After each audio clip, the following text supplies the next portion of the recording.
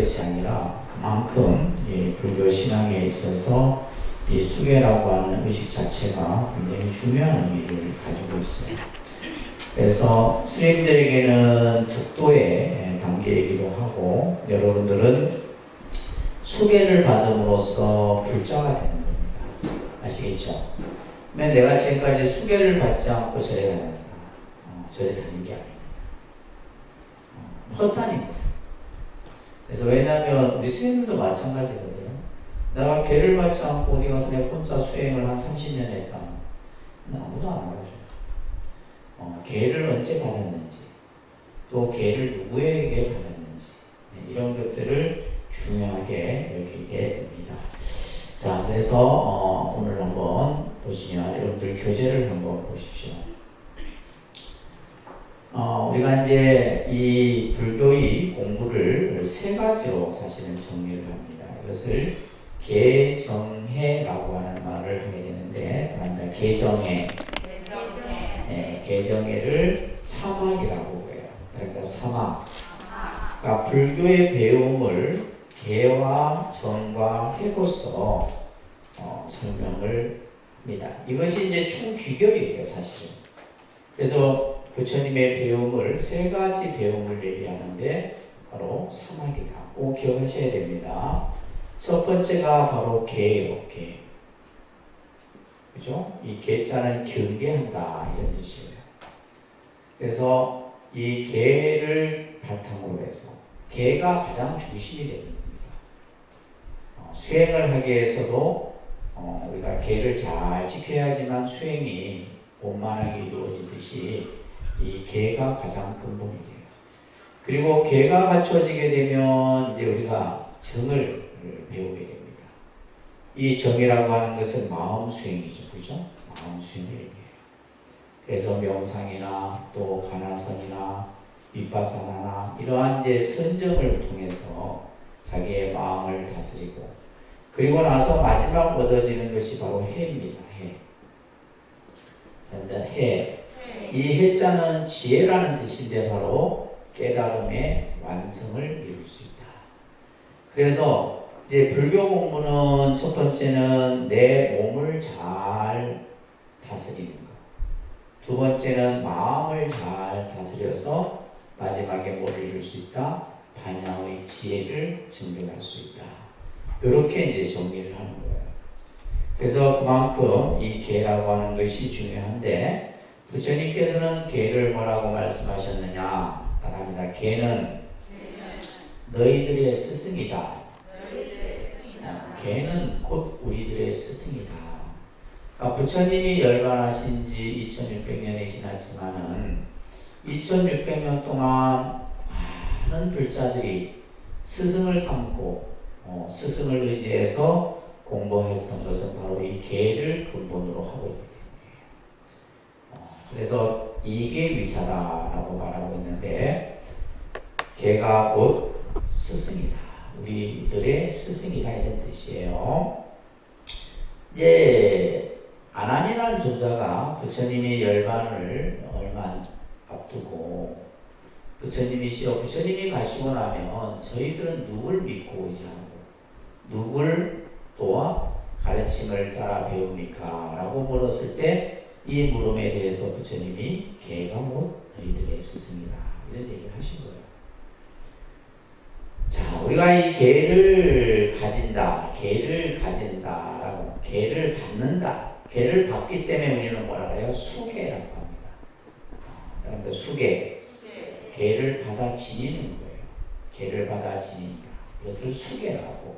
또 개를 가질 때 그것을 지계라고 합니다. 지계. 가질 지자를 써서 지계, 수계 이런 말을 쓰는데, 개를 받아 지니는 자는 따라합니다. 개를 받아 지니는 자는 어두운 데서 광명을 만난 것 같고,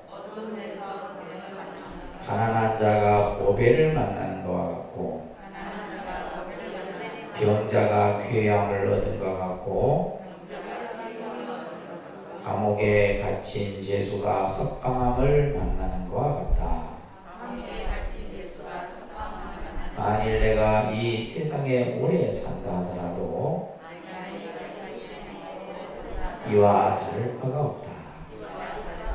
우리가 이제 개를 지닌다. 개를 우리가 이제 수계해서 여러분들이 개를 갖게 되면 사람들은 어떤 생각을 하냐면 개를 내가 받으면 이거 내가 못 지킬 것 같은데, 그죠? 내가 이것을 어떻게 지킬 수 있을까? 또 예를 들면 개를 받는 것은 마치 내 삶의 구속과 같다, 이런 생각을 하는 분들도 있어요. 내가 내 마음대로 하고 싶고 살아야 되는데 개라고 하는 것은 우리가 일반적으로 사람들이 생각할 때는 개를 잘못 이해하는 경우들이 99%예요. 그러니까 아까도 얘기했듯이 개를 내가 받음으로써 내 삶이 구속되고 뭔가 억압이 되고 내가 하고 싶은데 하지 못하고 이런 생각들을 갖다 보니까 개 받는 것을 어떻게 해요? 꺼려하는 거예요. 근데 개라고 하는 것은 그런 의미가 아니다.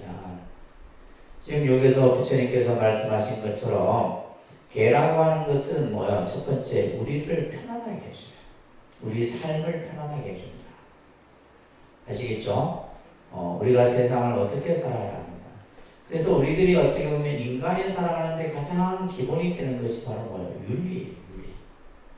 윤리가 무너져 버리면 그것은 뭐 인간이 할 수 없는 거죠. 그죠? 그래야 안 돼요. 우리가 살아가는데 서로 지켜야 될 것들, 우리가 이제 그것을 법으로 지정해 놓고 있고, 또 여러 가지 이제 그러니까 예를 들면 이제 운전도 마찬가지잖아요. 내 마음대로 운전할 것 같으면 다 사고 나지. 근데 이제 계속 법이 강해지잖아요. 그렇죠? 그러니까 사람들이 그것을 서로 지켜주면 어떻게 해요? 모든 사람들이 편한 거예요. 그러니까 내 혼자, 예를 들면 내가 마음대로 하고 이게 아니라 서로가 개를 지킴으로써 우리 삶은 뭐예요? 편안해지는 거예요. 다툼이 일어나지 않고, 갈등이 일어나지 않고, 또 죽고 죽이는 이런 어떤 모습들이 우리들이 살아가는 현실 속에서 일어나지 않는다. 그래서 개라고 하는 것은 우리를 편안하게 해준다. 또 개는 뭐와 같느냐? 길을 안내해주는 훌륭한 스승과 같아요. 내가 어떻게 살아야 하는가? 그죠? 여러분들이 불교를 공부하는 이유 중에 하나가 내가 이 세상을 어떻게 살아야 할 것인가? 그 살아가는 삶의 길을 인도해 주는 것이 바로 개다. 심지광경에 보면 불법의 바다에 들어가면은 믿음을 근본으로 하고 생사의 바다를 건너면은 개를 배나 뗏목으로 삼아야 한다. 그러니까 이제 부처님 세계, 불법의 세계에 들어가기 위해서는 첫째 뭐가 있어야 돼요? 믿음이 있어야 돼요. 이 신앙심이에요. 그러니까 믿음이 갖춰지지 않으면 우리가 예를 들면 아무리 좋은 부처님 얘기를 듣든 뭘 하든 그것이 내가 그것을 수용할 수 있는 그릇이 될 수 없어요. 그래서 신앙심을 바탕으로 해서 우리가 부처님의 가르침의 세계에 들어가고 생사의 바다를 건너면은 생사의 바다는 고통의 세계잖아요. 그죠?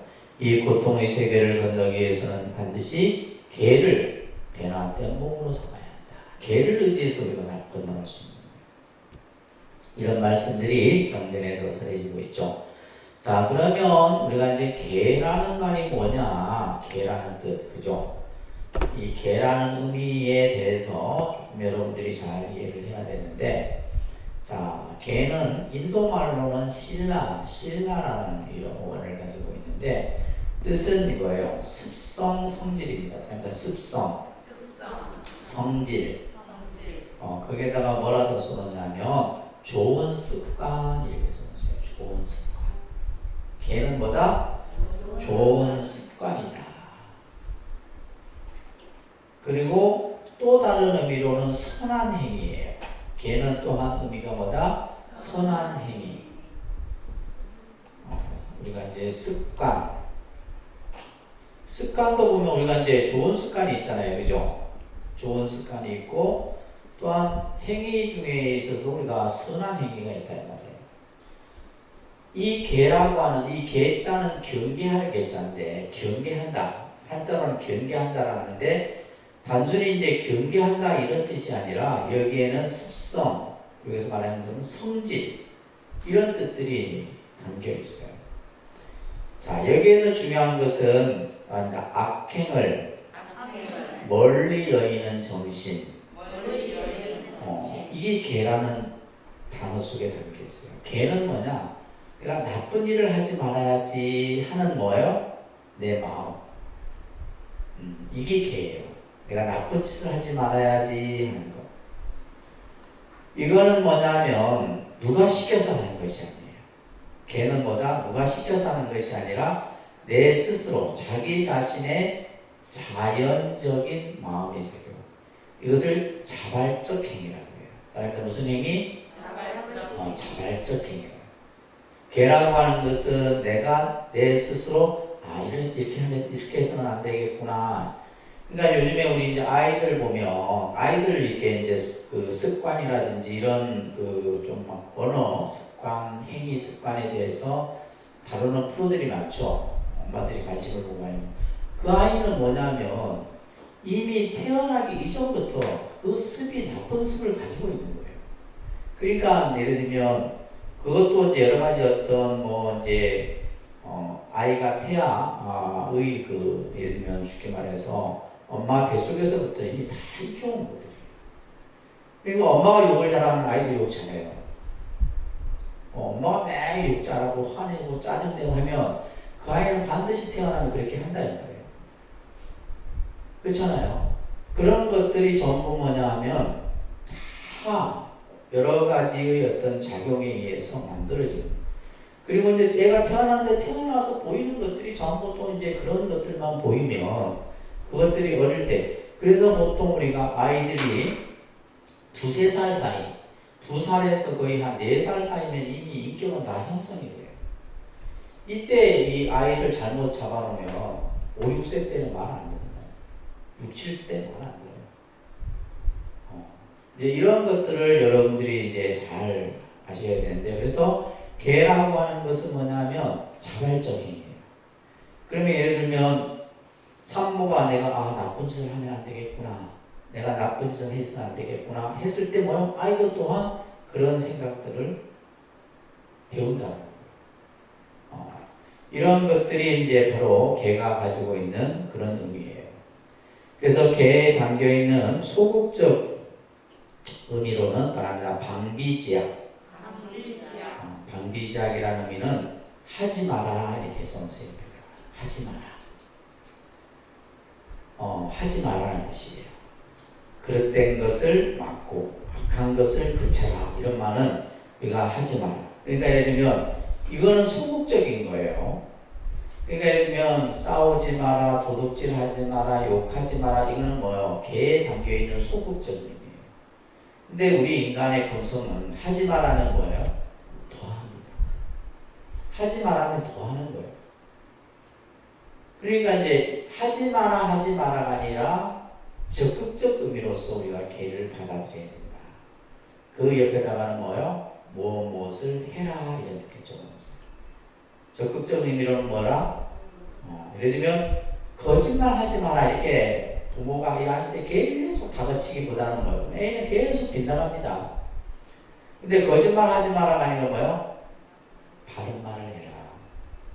바른 말을 하고 똑같은 표현인데 이건 엄청난 차이인 거예요. 무슨 말인지 이해되세요? 우리가 그래서 계라는 것을 잘못 이해하면 하지 마라 이런 생각을 하고, 이게 뭐냐면 우리 스스로 억압, 제지, 통제, 그냥 뭐예요? 자꾸 가슴이 쪼여오는 거죠. 근데 반대로 부모가 말한 말이라도 무엇을 해라, 도둑질 하지 말아라, 아니에요. 베풀어라. 네가 가진 것을 남에게 베풀어라. 예를 들면 폭력을 쓰지 말아라, 모든 생명을 사랑해라, 이런 식으로. 이게 계에 담겨있는 적극적 의미입니다. 아셨죠? 그러니까 여러분들이 계를 받는다는 것은 이런 의미로서 이해를 해야지, 예를 들면 살생하지 마라, 도둑질 하지 마라, 술 마시지 말라, 하지 마라 하면 사람들이 아까 얘기했죠. 나는 하고 싶은데 하지 말라니까 이걸 안 받으려고 하는 거예요. 자, 그래서 개가 가지고 있는 적극적인 의미와 소극적 의미를 스스로 여러분들이 잘 이해를 하시면서 그 다음에 율이라는 게 있어요. 이것을 개율이라고 하는데 율을 비나야라는 인도말을 가지고 있는데 이것은 규범입니다. 규범. 율은 뭐다? 규범이에요. 그러니까 개하고 율은 달라요. 개하고 율은 다릅니다. 그래서 이 규범이라고 하는 것은 결국 공동체 생활 속에서 지켜야 될 규범이에요. 인간은 사회적 동물이라 하죠. 혼자서는 살아갈 수 없습니다. 우리는 뭐요? 앞에서 연기법을 배웠잖아요. 서로서로 관계되어진 관계 속에서 살아갑니다. 그것이 인간이 됐든 어떠한 다른 생명이 됐든 우주가 됐든 간에 그죠? 전부 관계된 속에서 살아가는데 그 살아가는 데 있어서 지켜야 될 규범이에요. 이거는 뭐냐면 강제적이에요. 아까는 개는 자율적이라고 했어요. 그죠? 이 차이가 있습니다. 개는 뭐요? 자율적. 율은 뭐요? 강제적이에요. 그리고 이거는 뭐냐면 벌칙이 주어져요. 율은 뭐가 규범을 지키지 않았을 때는 뭐가 벌칙이 줘요. 근데 개를 어겼을 때는 벌칙이 주어져야 안 주어져요? 주어져요. 이 차이인 거예요. 예를 들면 내가 뭐 거짓말을 했던 길 가다 여러분들이 나도 모르게 내 발 밑에 그냥 개미가 몇 마리 밟혀 죽었어. 분명히 살생을 했다 이 말이에요. 그죠? 이거는 뭐냐면 그렇다고 해서 네 개미를 밟아 죽었으니까 니는 살인자다 이렇게 해요 안 해요? 벌칙이 주어지진 않아요. 그러나 뭐냐면 자기 양심으로 내로 인해서 이 개미가 혹은 내지 등등 그죠? 이런 생명들이 목숨을 잃었구나 라고 하는 스스로의 그런 마음이 생기겠죠.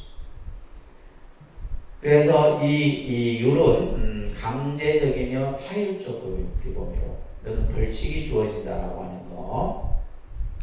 그래서 승가 단체의 규율입니다. 예를 들면 우리가 독림선언 신도로서의 뭐가 있어요?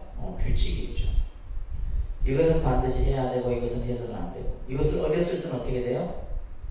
벌칙이 주어져야 안 주어져요? 주어지는 거예요. 이거는 여러분들이 받는 5계에서는 벌칙이 안 주어지지만은 내가 신도의 회원 소속으로서 우리 아이들이 학교에 가면 학교에 규칙이 있죠. 있잖아요. 학교의 규칙. 학교의 규칙은 어기면 어떻게 돼요? 벌칙이 주어지잖아요. 똑같은 거예요.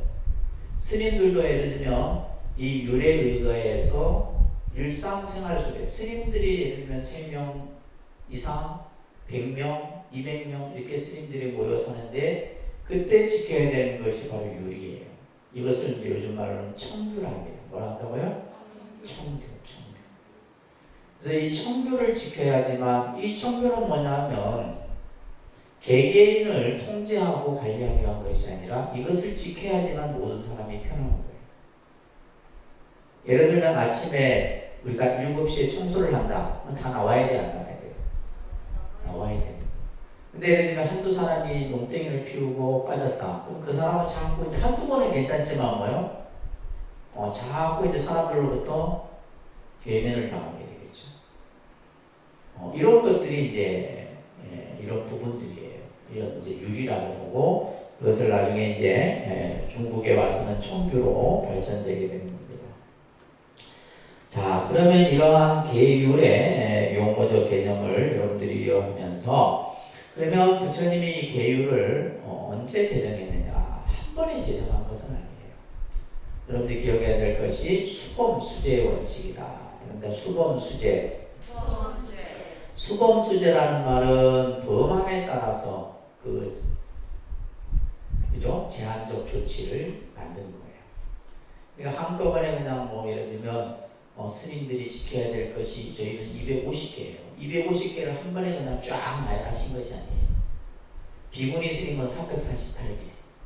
348개를 그냥 하루에 다 이렇게 만든 게 아니고 그때 잘못이 일어났을 때마다 하나씩 부처님께서는 그런 건 해서는 안 된다.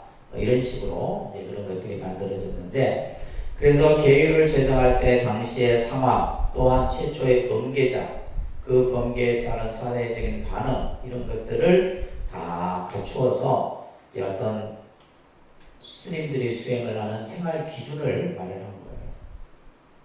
부처님은 산이불에게 이런 얘기를 합니다.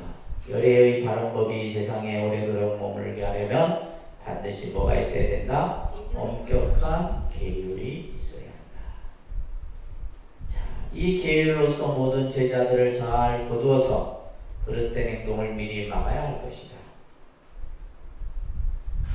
잘 정돈되어 흩어지지 않는 꽃다발은 끈으로 잘 묶어놓았기 때문이다. 이렇게 참 쉽게 설명을 했어요. 그죠? 그러자 산이불이 부처님에게 부처님이시여 저희들이 지켜야 될 계율을 정해 주십시오. 이렇게 청해요. 그러자 부처님이 하시는 말씀이 참 아주 지혜롭죠. 해지지 않는 새 옷을 미리 기울 것은 없다. 무슨 말인지 이해되세요? 잘하고 있는데 지금 아무 문제도 없고 잘하고 있는데 미리 이거 해서는 안 된다, 이거 하지 마라 이렇게 할 필요가 없다는 거예요. 그래서 그때 상황에 따라서 이러한 계율이 정해지게 되는데 이제 부처님의 교단이 점점 커집니다. 1000명, 2000명, 뭐 수만 명, 수십만 명으로 막 크게 늘어나요. 늘어나다 보니까 이제 부처님의 제자가 되는 사람들도 직업도 다양하고, 그죠? 출신도 다양하고, 너무나 각기네요. 마찬가지예요. 예를 들면 우리 이제 한국도 보면, 통도사 이런 데도 보면 충청도 스님도 있고, 전라도 스님도 있고, 경상도 스님도 있고, 강원도 스님도 있고, 다 모여 살잖아. 다 각기 나요. 그러다 보니까 이제 개개인의 뭐가 달라요. 성격도 다르고 다 달라요. 그러니까 트러블이 일어나요, 안 일어나요? 갈등이 일어나는 거예요. 갈등이 일어나는 거예요. 그건 문화적인 갈등도 있을 수 있고 간섭적인 것도 있을 수 있고. 그러면서 이제 이 부처님 당시에도 이 승단에 여러 가지 문제가 일어나는데 수디나라는 비구가 있었는데 이 비구가 음행을 범하게 됩니다. 근데 음행을 범하려고 범한 것이 아니에요. 이 수디나라는 비구는 부잣집 외동아들이었어요. 부잣집 외동아들이었는데 출가를 합니다. 그리고 집안의 재산이 어마어마해. 이제 부친은 돌아가시고 모친만, 어머니만 계셨는데 어머님의 걱정이 항상 끊이지 않아. 내가 죽고 나면 이제 그 집안 대대로 모았던 재산들이 전부 국가로 환수가 돼요. 그러니까 예를 들면 당시 인도의 이러한 관습법에 보면 그 대를 이을 자식, 아들이 없으면 그 재산은 뭐예요? 전부 국가로 환수가 되거든요. 그러니까 어머니 입장에서는 이제 너무 걱정이 컸던 거지. 그래서 수디나에게도 제발 네가 출가를 하기 전에라도 결혼을 하고 출가를 해라. 이렇게 막 권유를 했는데도 수디나가 이제 출가를 한 거예요.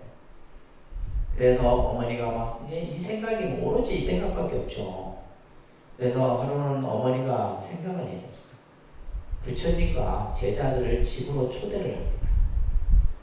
그것을 이제 당시 부처님 당시에는 부처님을 집으로 초대를 해서 공양을 했어요. 부처님을 집으로. 그러니까 웬만한 부잣집이 아니면 못하겠죠. 뭐 부처님 혼자 가는 게 아니라 수천 명의 스님들이 같이 가서 공양하는. 그것을 공양청이라고 해요. 공양청이라고 하는데, 그래서 이제 날짜를 정해놓고 이제 부처님과 수디나를 비롯한 많은 제자들이 수디나의 집에 들어가요. 이때 어머니가 수디나를 따로 부릅니다. 따로 불러요. 그러면서 마지막 이제 아들에게 부탁을 해요. 이 집안의 대를 이을 후사 만들어달라. 그래갖고 이제 이 수디나가 미리 어머니는 뭐예요? 신부까지 다 준비를 해놨었어. 그래갖고 이제 수디나가 결국 이제 어머니의 청을 받아들여서 하죠. 그리고 나서 절에 들어옵니다. 정사로 들어왔는데 수디나가 이제 마음이 항상 무거운 거예요. 네, 그 일이 있고 나서. 그래서 부처님이 어느 날 수디나를 부릅니다. 수디나야, 네 안색이 별로 안 좋구나. 무슨 일이 있느냐. 이제 수디나가 그때서야 이제 부처님께 자취중 얘기를 쭉 합니다. 그렇게 해서 제가 그런 잘못된 행위를 했습니다. 그래서 부처님이 뭐요? 이후로는 줄간 수행자는 어떤 경우라도 청정치 못한 행위를 해서는 안 된다라고 하는 이 음행에 규제하는 이제 이 규율이 만들어진 거예요. 그러니까 이런 식으로 내용들이 다 어디 있는 율장이라고 하는 책에 다 있어요. 그 다음에 단니다라는 비구가 도둑질을 하고 미가란타라고 하는 비구가 살인을 하고 이런 문제들이 계속 생기는 거예요. 갈등들이 생기고 막 사람들이 모여서 합니까? 저도 통도사에 뭐 스님들 대중들 100여 명 사고를 들을 때는 매일 문제가 끊이지 않아. 맨날 싸우고 맨날 터지고 그래. 그 일들이 늘 일어나요. 근데 그것을 이제 규제하고 통제하는 것이 뭐라 그랬어요? 아까 충규라는 거죠. 예를 들면 새벽 예배를 안 나오면 아침 공양을 해서는 안 되고, 예를 들면 또 그것이 몇 번 지속이 됐을 거에는 쫓아버려요. 쫓아버려. 이런 등등의 규율들이 있게 됨으로써 서로 이제 자기의 생활을 지키고 다른 사람들에게 피해가 가지 않도록 이런 것들을 스님들이 하시게 되는 거예요. 그러면서 부처님은 계율을 제정하는 데 10가지 의미를 두고 설명합니다. 첫째는 대중연을 효과적으로 통솔하기 위해서요. 수천 명, 수만 명의 그러한 대중들을 잘 이끌기 위해서 이 계율이라는 것이 필요했다는 거예요. 두 번째가 중요합니다. 대중의 화합을 위해서요. 그래서 이 화합이라고 하는 것이 가장 중요한 요소예요. 예를 들면 살생한 죄가 무겁냐, 화합을 깨뜨린 죄가 무겁냐 했을 때 화합을 깨뜨린 죄가 더 무겁습니다. 그래서 우리 절지반에서는 대중의 화합을 깨뜨린 죄를 가장 엄하게 해요. 심지어는 이 화합을 깨뜨린 경우에는 그냥 내쫓아버려요. 참회고 뭐가 없어. 그냥 바로 내쫓아버려요. 그렇기 때문에 이제 서로 뭐 하려고요? 다투지 않으려고 하고, 그죠? 시비에 휘말리지 않으려고 하고, 그런 이제 스스로의 생활을 하시게 됩니다. 그 다음에 대중의 편안함을 위해서. 또한 다스리기 어려운 거친 자를 다스리고, 이런 경우는 많습니다. 예를 들면, 흉악범이라든지 살인자라든지 도둑, 사기꾼, 이런 사람들이 이제 스님이 되는 경우도 있다는 거예요. 결국 이 사람들을 다스리기 위해서는 뭐가 필요하다면 계율이 필요한 거예요. 그래서 저희가 있을 때도 이제 한 스님이 위에 스님을 폭행을 한 거예요. 그래야 폭행을 하게 되면 반드시 이제 우리가 대중공사라는 게 일어납니다. 대중공사. 스님들이 제일 싫어하는 게 대중공사예요. 대중공사는 모든 큰 절에 있는 대중이 다 모여갖고, 그죠? 이 스님의 행위에 대해서 어떻게 처리할 것인지를 논의를 하는 자리예요. 요즘 생각하면 딱 인민재판이에요.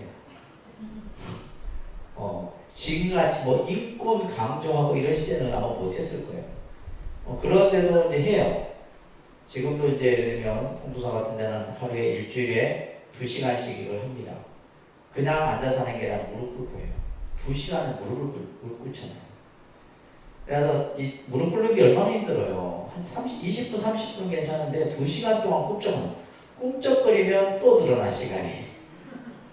꿈쩍거리는 순간 시간이 또 늘어나요. 그렇게 이제 그걸 못 견디는 스님들이 많습니다.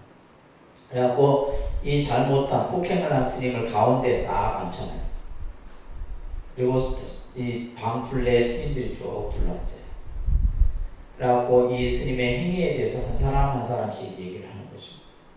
이거는 예를 들면 그러면서 이제 이 스님을 어떻게 처리할 것인지에 대한.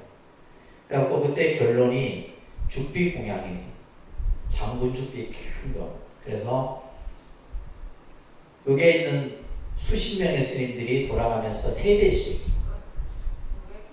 완전히 집단 폭행이에요. 지금으로 생각하면. 그거는 이제 왜냐면 이 스님이 울산 깡패였어요. 그러니까 깡패였다가 이제 스님이 되다 보니까 욱하는 게 참.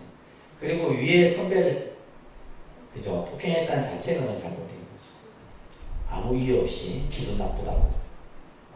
그래갖고 이제 이 죽비를 한 사람 앞에 3대씩 내가 볼 때는 이건 지금 생각해보면 이건 그래갖고 예수님이 한 20몇 대 맞다가 이제 막 도망가려고.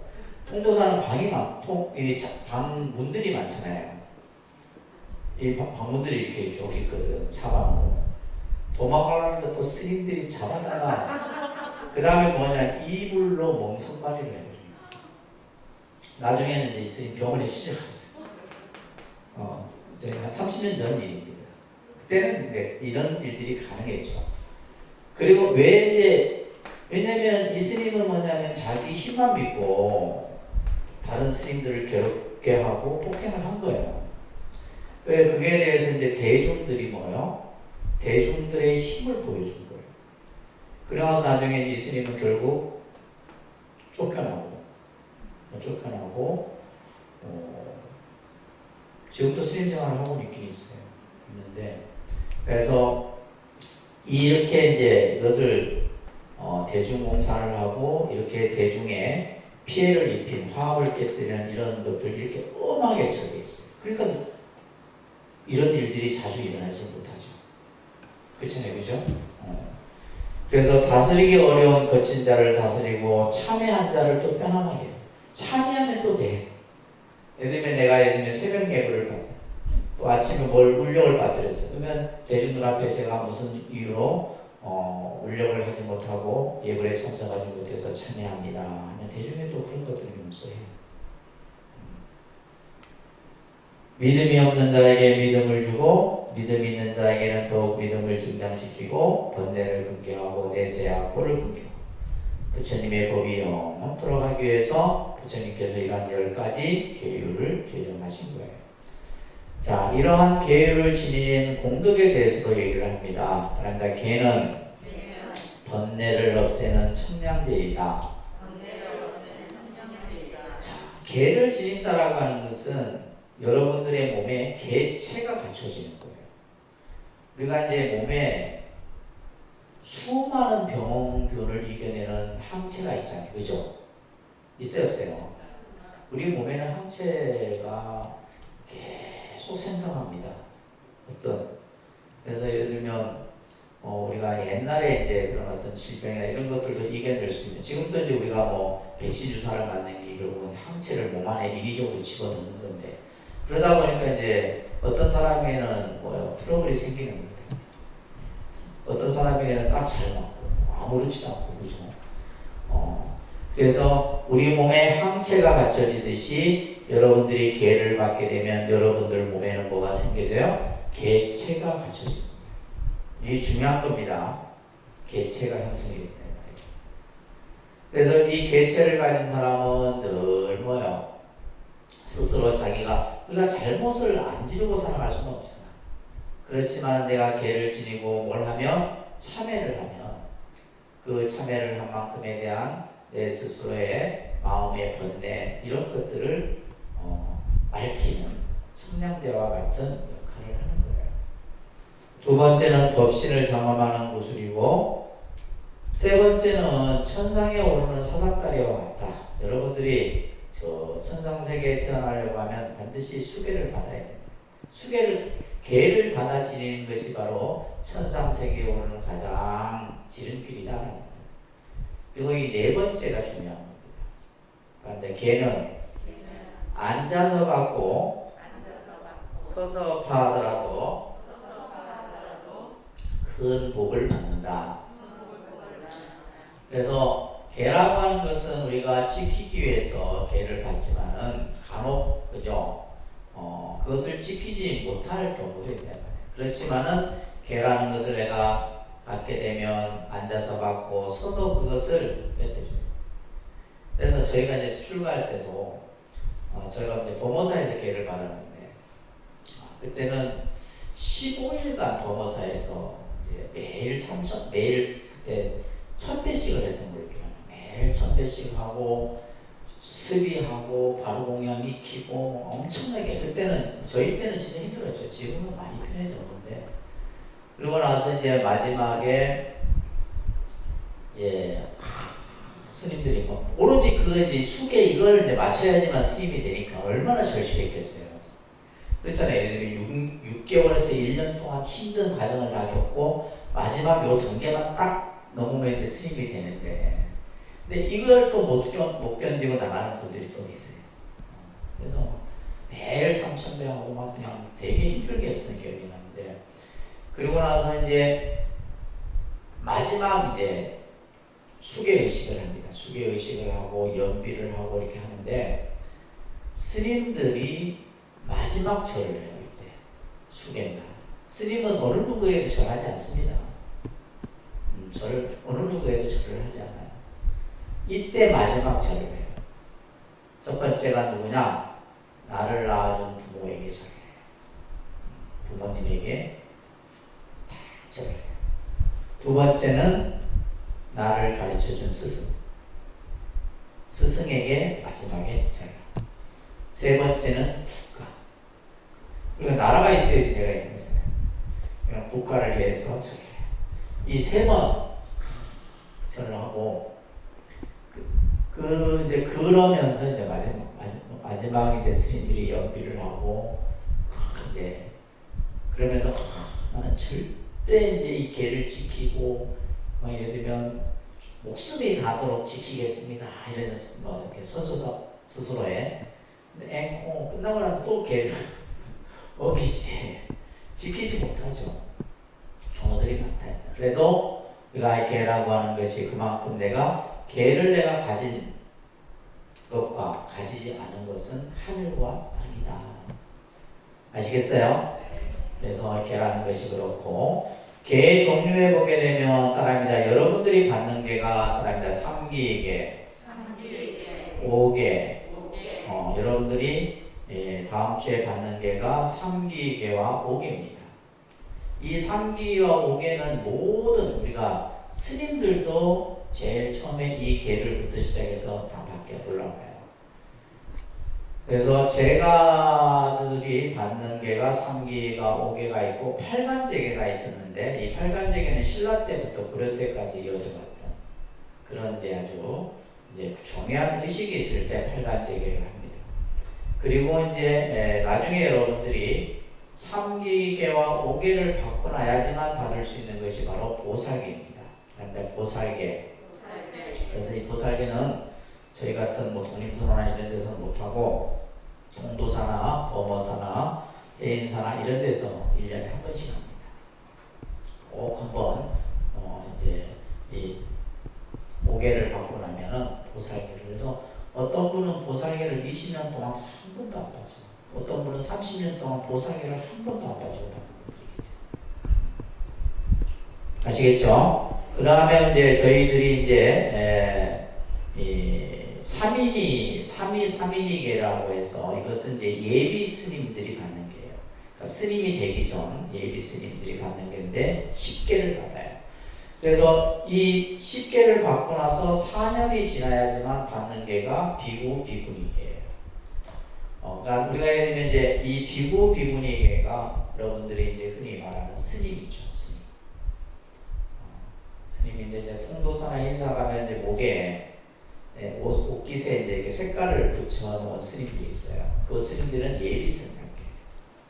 삼위니들이죠. 그러니까 이 스님들은 언제든지 나갈 수 있어요. 언제든지 내가 더 이상 스님 생활 못하겠다고 나가요. 그래서 이제 요 4년 동안 이제 예를 들면 선원이든 또 승가대학이든 이런 데서 이제 기본 교육을 해야 돼요. 기본 교육을 굉장히 엄격하게 합니다.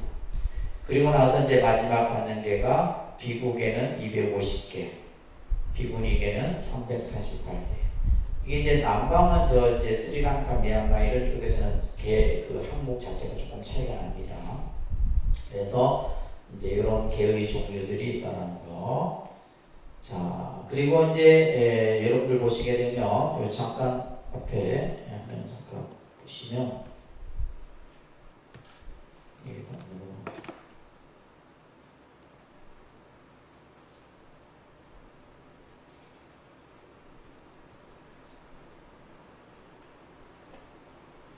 자, 불교 교단은 출가와 제가로 나눠진다 그랬어요. 그죠? 출가는 비구, 비구니, 그러니까 비구, 비구니, 그 다음에 여러분들을 이제 제가 수행자라 해서 우바세, 우바이, 우바세, 우바이 이렇게 해서 그것을 사부대중이라고 합니다. 사부대중 꼭 기억하세요. 비구, 비구니, 우바세, 우바이 그래서 사부대중이고 이 사부대중을 일컬어서 뭐라 그래요? 승가라 이렇게 표현하는 거예요. 뭐라 한다고요? 승가, 승가. 승가라고 이렇게 표현하고 이 승가는 결국 뭐냐? 화합을 실현하는 것을 이상 목표로 삼는 거예요. 그래서 이제 아까 제가 해서 제일 중요한 게 화합이라는 거예요. 아시겠죠? 자, 그러면서 삼치정계는 여러분들이 좀 모르셔도 되고 여러분들이 이제 받는 계가사 따라합니다. 거룩한 부처님께 귀합니다. 자, 먼저 삼기계를 먼저 받아요. 그래서 삼기 첫 번째가 거룩한 부처님께 귀합니다. 그런데 거룩한 부처님께 귀합니다. 자, 요 밑에 이제 그림이 이제 스님들 수계할 때 이런 식으로 전부 호계합장하고 굉장히 장엄합니다. 요즘에는 부모들이 이 수계식을 간혹 보러 오기도 한다고 하더라고요. 두 번째가 거룩한 가르침에 귀합니다. 거룩한 승가에 귀합니다. 자, 요 계를 여러분들이 이제 잘 받아 지니는 거예요. 그래서 우리가 항상 모든 의식을 할 때 삼기를 먼저 하는 거죠. 그죠? 그래서 불교에서의 가장 세 가지 중요한 것이 바로 이 불법성, 삼부입니다. 우리가 이제 다른 종교에서 성부, 성자, 성신 이렇게 하듯이 불교는 뭐요? 부처님과 부처님의 가르침과 승가를 믿고 따르는 것이에요. 예를 들면 이제 불교, 당신은 종교가 불교죠. 불교에서는 뭘 믿습니까? 하면 사람들은 그냥 부처님 얘기합니다. 그러면 3분의 1만 답이에요. 나는 부처님과 부처님의 가르침과 승가를 믿고 의지합니다. 이렇게 표현을 해줘야 돼요. 아시겠죠? 알겠습니까? 네. 입에서 자꾸 나와야 돼요. 훈련이 돼야 돼요. 그러니까 그들은 항상 성부, 성자, 성신이라고 이렇게 나오듯이 우리는 맨날 부처님밖에 몰라. 사실은 중요한 것은 부처님의 법과 이 승가라고 하는 것이 이 같이 삼보로서 이것을 이제 우리는 귀의한다. 이 삼보께 뭐 하겠다? 귀의하겠다 하는 거예요. 자, 그 다음에 이제 여러분들이 받아야 될 이제 중요한 5개입니다. 그죠? 5개. 이거 잘 기억하셔야 돼요. 자, 첫 번째가 불살생입니다. 그러니까 불살생. 아까 개라고 하는 것이 소극적 의미와 적극적 의미가 있다 그랬죠, 그죠? 예를 들면 소극적 의미로는 살생하지 마라 이런 뜻이에요. 써놓으세요, 그죠? 살생하지 마라. 근데 이것은 이제 소극적 의미이기 때문에 우리가 좀 더 적극적 의미로 이해를 한다면 모든 생명을 보호하고 존중하고 아껴라 이렇게 해요. 아시겠죠? 그래서 살생하지 마라. 자, 불교에서 이 불살생계가 왜 첫 번째 있느냐?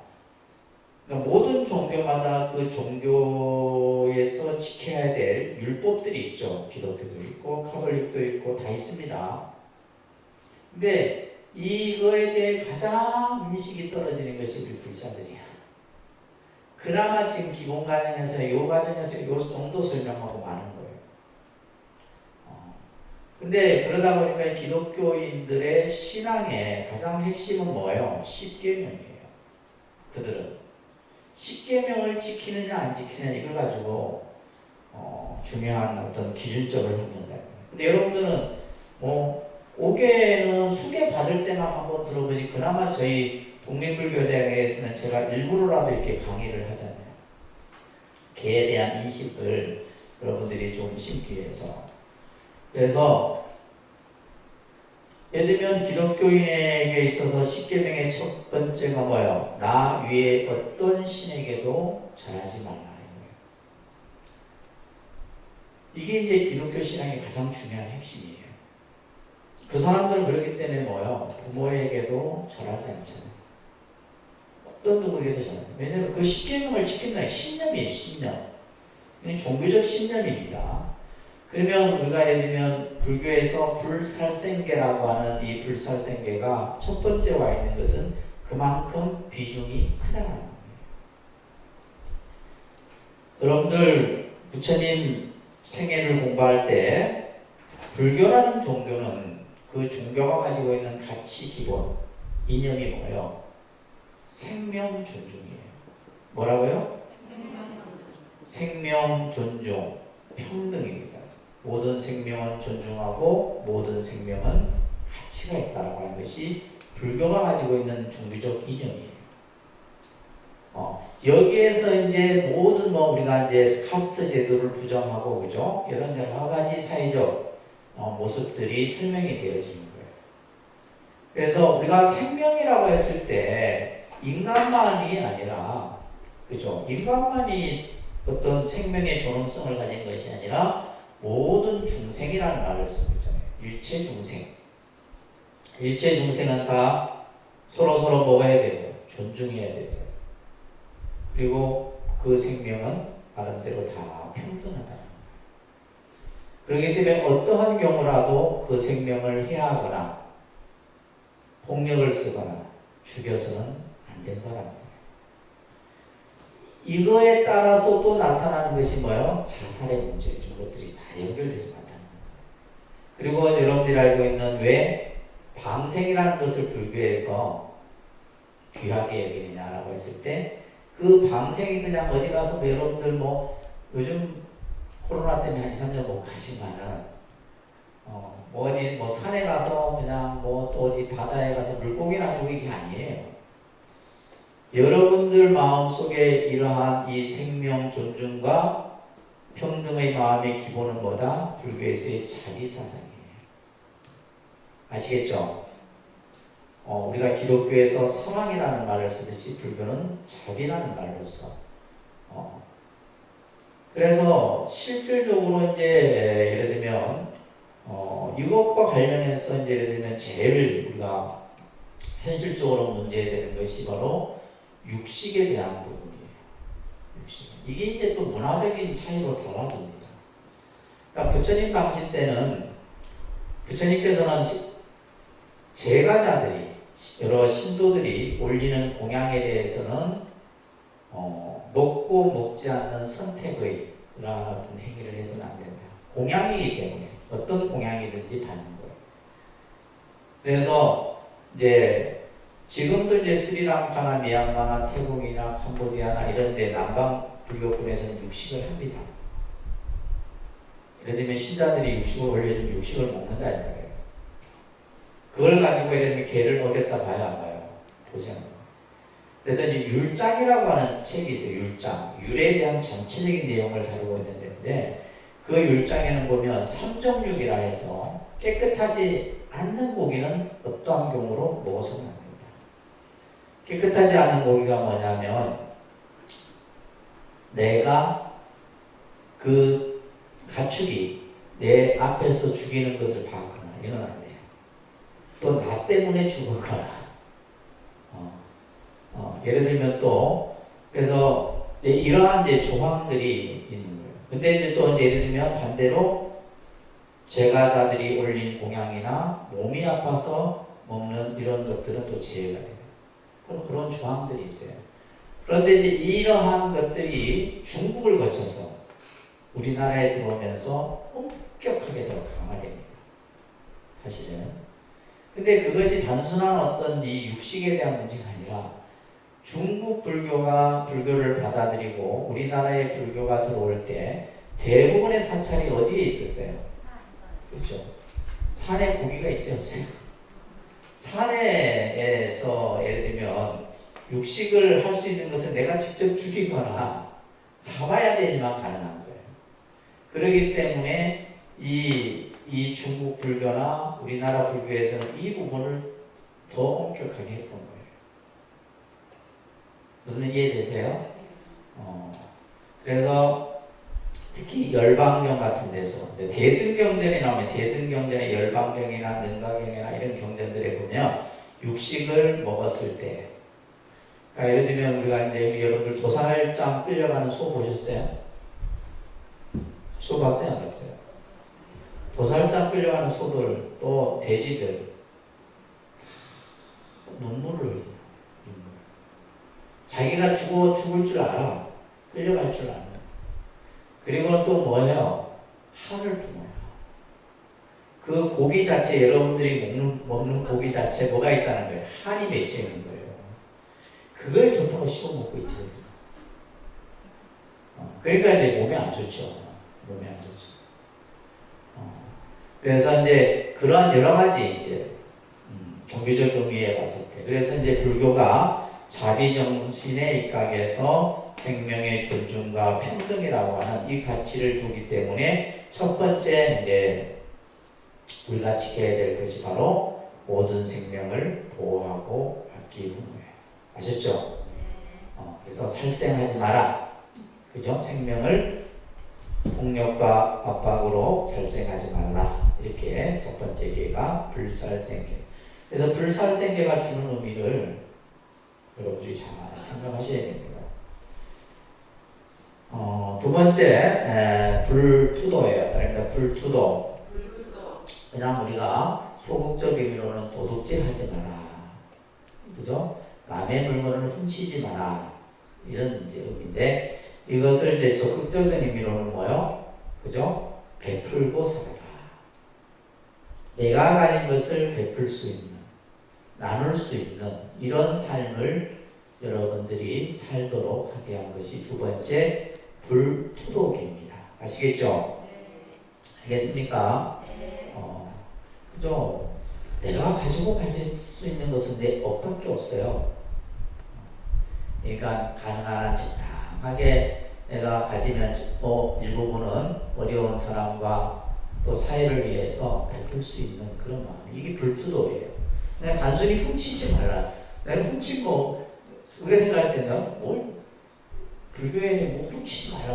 뭘 훔친다고 그죠? 이런 얘기를 할까요? 이것이 아니라 적극적 의미로는 베풀고 살아라. 이런 뜻이에요. 얼마나 좋아요. 그죠? 여러분들이 가지고 있는 물질이든 재능이든, 요즘에 재능 기부 이런 것도 많잖아요. 여러분들이 절에 와서 봉사하는 것도 베푸는 거예요. 그것을 금강경에서는 신보시라고 해요. 신보시. 내가 몸으로 베푸는 거죠. 이런 것들. 몸뚱아리 아껴두면 뭐 하겠어요? 내가 쓸 수 있을 때 써야 되는 거예요. 그렇잖아요. 우리 요즘에 뭐 장기 기증이라든지 이런 것도 있지만 그것도 조금 괜찮을 때 다른 사람에게 도움이 되지. 예를 들면 내 몸이 병들어 버리면 그거 써먹지도 못해요. 똑같은 거예요.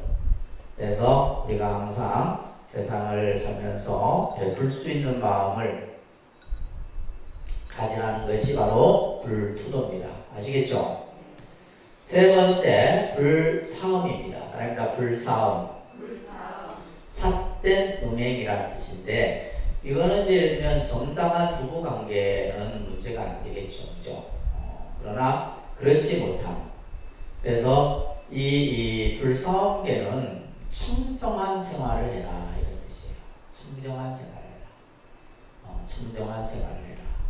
요즘에 우리 사회가 청정치 못한 이러한 어떤 그런 일들이 너무 많죠. 그래야 안 돼요. 너무 많습니다. 그래서 이것으로 인해서 예를 들면 여러 가지 뭐 가정 파탄이라든지 또 어떤 갈등이라든지 이런 요소들이 너무 많아요. 그래서 이 불사음계는 청정한 생활, 깨끗한 생활을 하라고 하는 겁니다. 아시겠죠? 네 번째는 불망어입니다. 그러니까 불망어. 단순히 이제 망령된 말, 거짓말을 하지 마라. 이렇게 이제 우리가 소극적 의미가 아니라 항상 진실되고 부드럽고 온화하고 공손한 말을 해라. 근데 이게 잘 안 되죠? 여러분들 잘 돼요? 잘 안 돼요. 그러니까 말투도 보면 이 사람이 원래 그러니까 말투만 들어도 기분 나쁜 사람이 있어. 여러분들은 몰라. 근데 말투 자체가 기분 나쁜 데다가 그게다가 감정을 얹혀서 말을 하면 어떻게 돼요? 폭발이 되는 거예요, 상대는. 그러니까 여러분들 말을 한번 녹음해서 들어보세요. 들어보셔서 남편한테 말할 때나 애들한테 애들한테도 보면 엄마가 하는 소리가 내 짜증나는 소리야. 그러면 짜증내면 듣는 사람도 짜증이 나는 거예요. 그게 무슨 뭐 아이들의 이제 교육에 전혀 도움이 안 돼. 말을 할 때도 부드럽고 온화하고, 근데 화가 날 때 어떻게 그런 말이 나와요? 그러니까 이제 우리가 수행을 하고 해야 되는 거죠.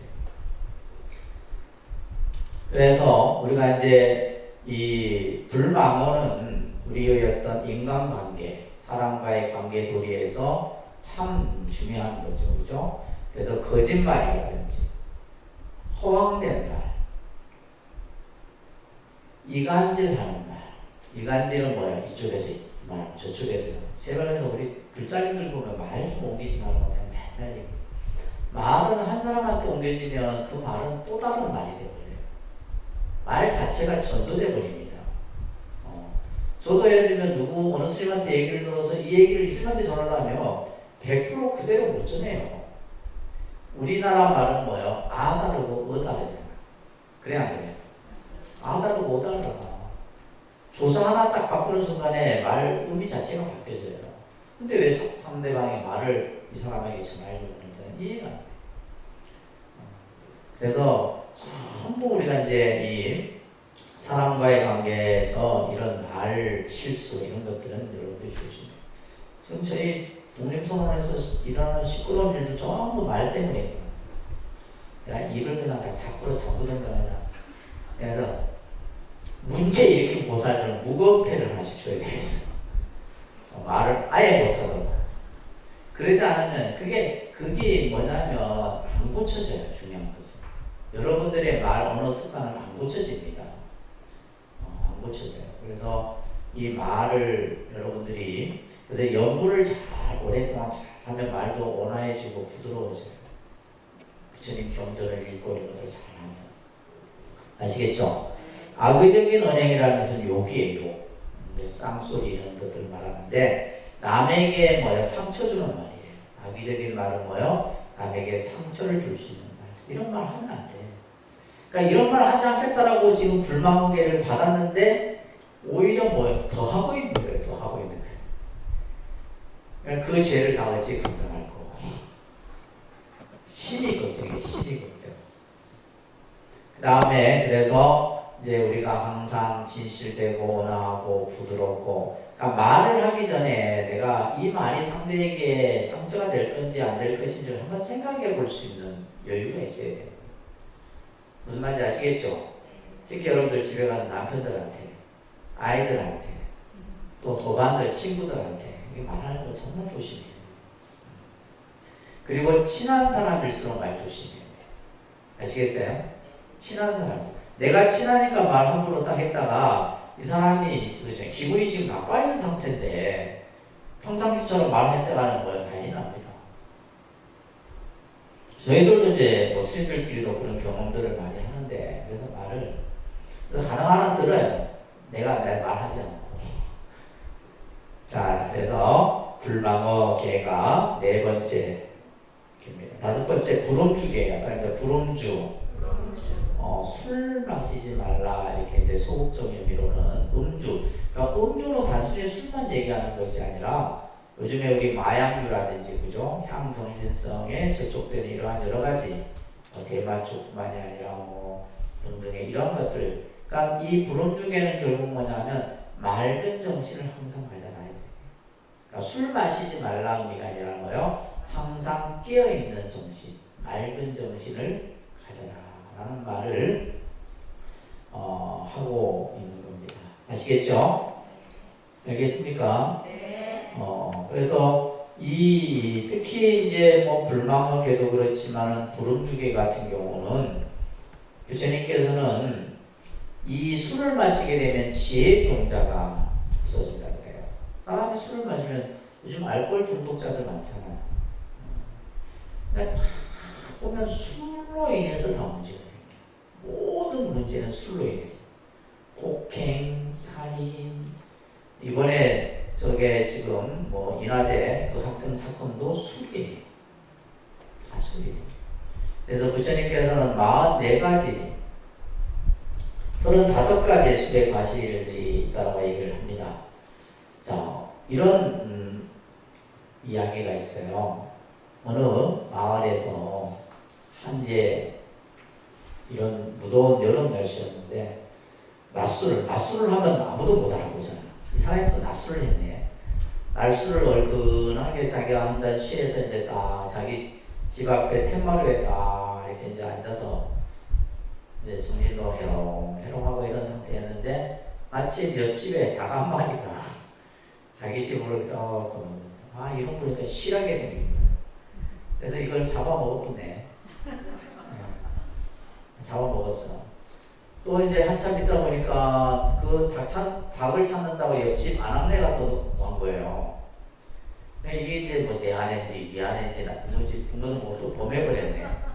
그러니까 첫 번째 중간에 거짓말을 한 거죠. 봤냐니까 못 봤다고 거짓말하고 세 번째는 이제 범해버린 거예요. 그러니까 술로 인해서 생기는 거잖아요, 다 지금. 그렇잖아요. 그래서 이제 부처님께서 이런 얘기를 합니다. 술을 마시면 죄가 됩니까? 라고 누가 물었어요. 술을 마시면 죄가 됩니까? 죄가 돼야 안 돼요? 죄가 된다고 생각하는 사람들. 안 돼요? 다 애주간가네. 술을 마시면 죄가 안 돼? 부처님이 이렇게 얘기했어요. 죄가 되지 않는다. 그러니까 술 마시는 자체는 죄가 되지 않는다는 거예요. 왜냐하면 술을 마시는 것은 중생을 괴롭히는 것이 아니기 때문이다. 그러니까 술 마시는 행위 자체가 남에게 뭐 피해를 주고 괴롭히는 건 아니잖아요. 그러나 이 그러나가 중요하겠죠, 그죠? 뭐요? 죄의 원인은 된다. 내가 술을 마심으로써 여러 가지 허물이 생기잖아요. 그 원인은 되지만은 술 마시는 자체가 죄가 되지는 않는다, 이런 얘기를 하고 있습니다.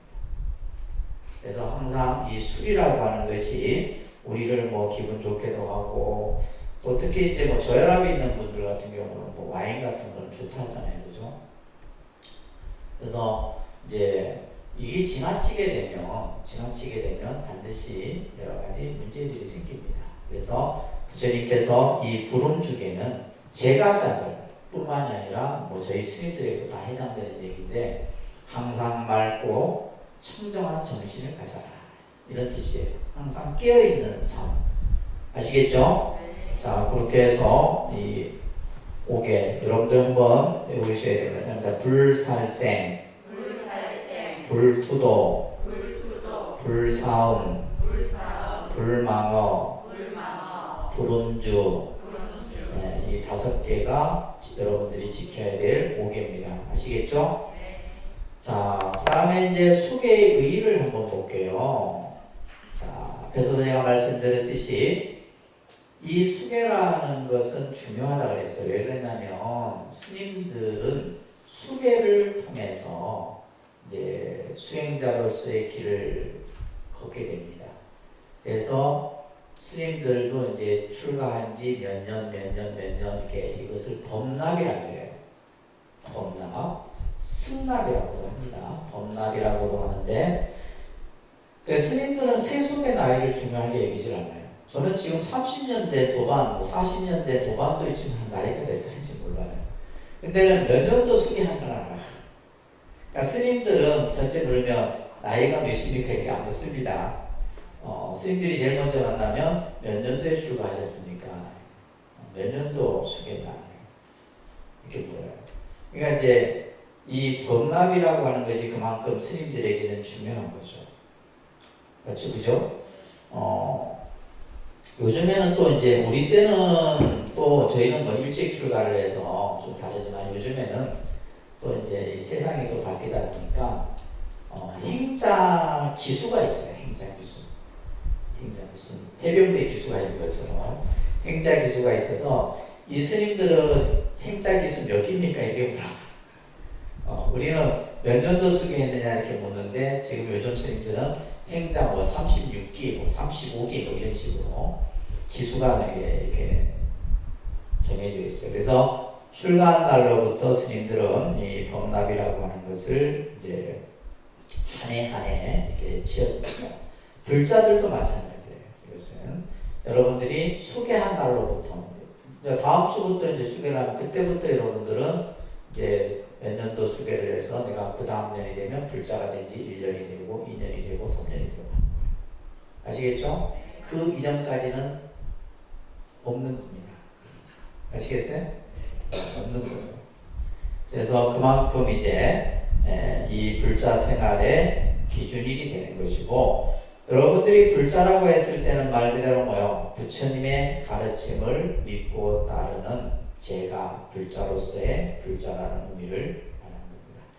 자, 여기에서 이 그림 여러분들 안 해봐도 알겠죠?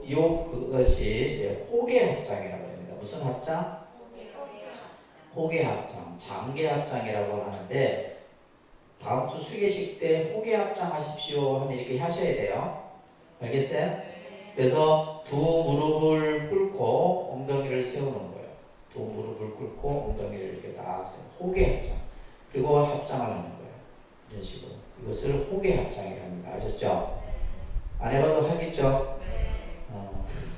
호계합장이라고 하고 그리고 이제 연비를 하게 됩니다. 수계식의 가장 중요한 것이 바로 연비예요. 연비. 그래서 왼팔을 앞으로 내밀고 다음 주에는 이제 법상 앞에 여러분들이 개별적으로 나오셔서 연비를 하게 되는데 이 연비가 또 중요해요. 그래서 이제 수계식의 가장 핵심이 되는 의식이 참회 의식입니다. 무슨 의식? 참회 의식이에요.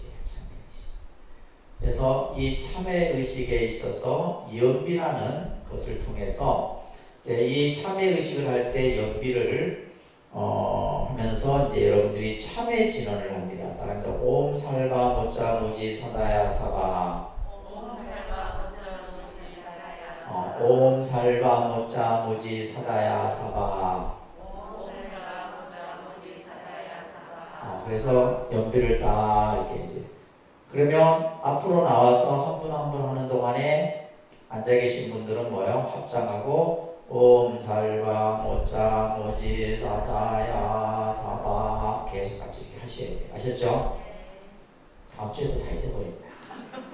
옴 살바 모짜 모지 사다야 사바를 그때 이제 이 연비는 뭐예요? 이제 저희들 같은 경우는 무명심지로예요. 그래서 저희는 여기 펄뚝에 저희는 흉도가 있어요. 두 개, 이제 삼위계 받을 때하고 비국계 받을 때, 스님들의 펄뚝에는 여기 이제 계를 받았다는 게 표시가 그 흔적이 있는데 심지가 타들어가요. 심지가 근데 하나도 안 아파요. 아프지 않습니다. 근데 중요한 것은 아까도 수백 명의 스님들이 옴 살바 모짜 모지 사다야 사바 할 때 정말 아주 그 마음이라고 하는 것은 어떤 걸로도 표현할 수 없을 정도로 그리고 그 마치 내 살결에 딱 닿는 순간에 따끔합니다. 따끔한 정도인데 닿는 순간에 뭐요? 내가 과거 생으로부터 오늘의 일까지 모든 지은 지업이 다 소멸되는 느낌. 그래서 이 연비가 수계의식에 있어서 중요한 거예요. 아셨죠? 그래서 따끔하지 아프지 않습니다. 살짝 하면 그때 이제 이게 손으로 이렇게 뭐예요? 터치를 하시면 안 돼요. 그대로 두시면 돼요. 그대로 두시면 되는데 그렇게 이 연비와 이제 호계합장 부분을 수계식 때 여러분들이 할 겁니다. 자, 그러면 이제 또 중요한 것은 우리가 이제 수계를 받고 나서 우리가 이제 참불자가 된다 이 말이에요. 참불자가 됐을 때 우리는 첫째 어떻게 해야 되느냐? 삶의 행동이 변화해야 돼요. 뭐가 변화해야 된다? 내가 수계를 받기 전이나 받고 나서나 똑같으면 안 된다 이 말이에요. 여러분들은 수계를 받았기 때문에 지금 뭐 5계를 지냈어요. 5계를 지냈다는 것은 5계의 삶을 내가 사는 거예요. 그래서 모든 생명을 존중하고 아끼고, 그죠? 부드럽고 온화한 말을 하고, 그죠? 청정한 생활을 하고, 맑은 정신으로 항상 깨어있는 삶을 내가 살아가고 이렇게 이것이 바로 뭐야? 내 삶의 행동을 바꿔주는 거예요. 그렇게 되셔야 됩니다. 아시겠죠? 뭐 되나 뭐 저래 30년 다니나 지금이나 똑같고 이러면 안 되는 거예요. 그래서 우리 스스로가 내가 계를 받았다라는 이 의식을 항상 여러분들이 가지셔야 돼요. 그리고 일상생활 속에서 항상 가르침을, 부처님의 가르침을 배우고 또 그 가르침을 실천하려는 노력이 같이 수반이 돼야 돼요. 그러니까 불자로서 뭔가 내 인생의 길을 부처님의 가르침과 함께 내가 가겠다라고 하는. 그러기 위해서는 첫째 항상 삼보를 생각하고, 항상 삼보를 생각하고, 삼보를 공경히 여기고, 보호해야 할 책무를 가지게 된다. 삼보를 공경하고, 삼보를 의지하고, 삼보에 기하고, 또 삼보를 내가 보호해야 돼. 결국은 우리가 이제 제가 불자라고 하는 것은 부처님, 스님들은 부처님의 가르침을 수행하고 그 가르침대로 살아가는 분들을 우리가 스님이라 하잖아요. 그죠? 그러면 여러분들이 그 부처님과 부처님의 가르침과 또 이 스님들을 보호해야 될 책무가 주어지는 거예요. 이게 가장 중요합니다. 그래서 여러분들이 그렇게 하기 위해서는 항상 법회에 참여하고 또한 이제 일정 자신이 할 수 있는 범위 안에서 기부를 하고 이런 식의 이제 그런 것들이 만들어져야 된다. 무슨 말인지 이해되세요? 이런 것들이 이제 여러분들이 신도로서 제가 불자로서의 책무다라고 얘기를 하는 겁니다. 그렇게 함으로써 이제 우리는 뭐예요? 좀 더 우리의 삶이 아까 얘기했듯이 계를 통해서 여러분들의 생활이 좀 더 편안해지고 믿음이 증장되고 그죠? 일상생활이 활기가 넘치게 되는 이런 것들을 이 계를 통해서 내가 만들어갈 수 있다. 그래서 삶의 질을 향상하고 가치 있는 삶을 추구하는 거죠. 이것이 이제 불자예요. 이런 불자로서의 의식이 없다 보니까 우리는 그냥 습관처럼 절에 다니고 습관처럼 무엇을 하는 거예요. 이런 어떤 의식이 다 내가 불자로서 갖춰져야 되는데 그렇지 못하게 되면 잘못된 길을 우리가 갈 수 있는 겁니다. 자, 그리고 이제 이러한 계를 지니면서 여러분들이 지범계차라는 의미를 잘 이해를 하셔야 되는데 우리가 계라고 하는 것은 지키기 하는 것이 그죠? 근본 목적이에요. 근데 그 계를 자신의 어떤 편리에 따라서 아전인수격으로 해석해서는 안 된다라는 거예요. 계를 개방할 땐 개방하고 막을 땐 막고 그칠 땐 그치고 단호하게 막을 줄 알아야 하는 것이 바로 지범계차예요. 그래서 지는 계를 철저히 가지는 거죠. 그죠? 내가 계를 철저히 지키는 거예요. 범하는 것은 이제 이것은 말 그대로 뭐예요? 계를 때로는 범할 수 있는 상황이 생길 때는 범할 수 있는 거예요. 이건 무슨 말이냐면 우리가 임진왜란 때 서산대사나 사명대사가 수많은 왜구를 죽였잖아요. 우리들이 그 스님들을 살인자라고 합니까? 그죠? 나라를 위해서 대를 위해서 예를 들면 우리 나라를 지키기 위해서 수많은 요구를 죽였다. 그런 분들 그런 경우는 뭐요? 스님이 살생을 했는데 이렇게 보지 않는다. 무슨 말인지 아시겠죠? 이것이 때로는 범할 때는 범해야 지는 거예요. 예를 들면 여러 사람들이 지금 피해를 입고 있는데 저 한 사람을 내가 폭력을 써서 제압을 해. 이거는 뭐요? 계를 범한 게 아니에요. 그런 것들을 이제 우리가 알아야 된다 이런 얘기예요. 예를 들면 몸이 아픈 스님이 저 스님이 예를 들면 건강을 회복하기 위해서는 수행을 제대로 하기 위해서는 그죠? 불가피하게 육식을 먹어야 되는데 그것을 가지고 개를 범했다라고 하느냐? 하지 않는다. 이해되세요? 이럴 땐 이제 범하고 열 땐 열고 또 막을 땐 막아야 되는 거예요. 예를 들면 이제 이런 거예요. 오늘 여러분들이 만약에 다음 주에 이제 오해를 받고 술 마시지 말라 부름주개를 받았다 해서 예를 들면 단순히 술을 마시지 말라는 의미가 아니라 뭐예요? 항상 내가 맑고 깨어있는 정신을 가지라는 건데 어떤 사람은 또 개를 받았기 때문에 내가 술 마시면 안 된다 이래 하면 뭐예요? 분위기 깨는 거예요. 그죠? 그렇게 하지 말라는 거예요. 그런 것들이 바로 지범 개차를 우리가 잘 생각하면서 여러분들이 개를 이해를 해야 된다. 자, 그리고 우리가 앞에서 이제 종합적으로 말씀드리면 개를 우리가 수지한다라는 것은 소극적 의미로서의 하지 마라가 아니라 적극적인 의미로 실천 의지가 바로 우리가 개예요. 아셨죠? 실천입니다. 실천. 그래서 불살생을 그죠? 모든 생명을 존중하고 평등히 여기고 불투도는 내가 가진 것을 베풀고 불쌍함은 청정한 삶을 살고 불망하는 뭐요? 진실되고 온화한 말을 하고 부름주는 항상 맑고 깨어있는 정신을 가지고 이런 식으로 적극적인 의미로서의 인식을 바꾸어서 항상 여러분들 마음속에 악업을 짓지 말고 선업을 담는다. 이것이 바로 우리들이 살아가는 행복이에요. 행복이라는 것이 내가 누군가에게 뭔가 이익이 되고 좋은 일을 했을 때 행복이 생기는 거예요. 내 혼자 느끼는 행복은 일시적인 거예요. 그래서 열방경에 보면 하나님과 계율을 지키는 것은 큰 즐거움이니 몸으로 여러 가지 고통을 받지 않네. 잘 때는 편안하고 깊이 잠자며 깨어서는 마음이 늘 기쁘다네.